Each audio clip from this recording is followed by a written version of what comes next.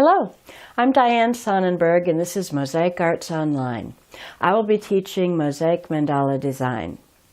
In this course, you will learn how to create your own mandala designs and then translate them into a beautiful mosaic.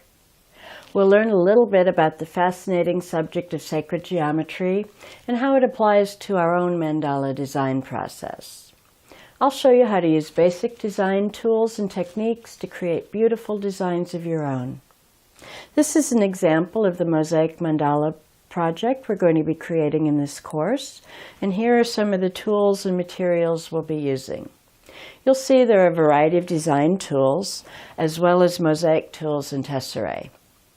In this course, you'll have the opportunity to learn and practice new design skills and gain plenty of new mosaic tips and techniques in the process. In the next section, you'll find a PDF file with some handouts to print out, as well as an overview of the course. So, let's get started.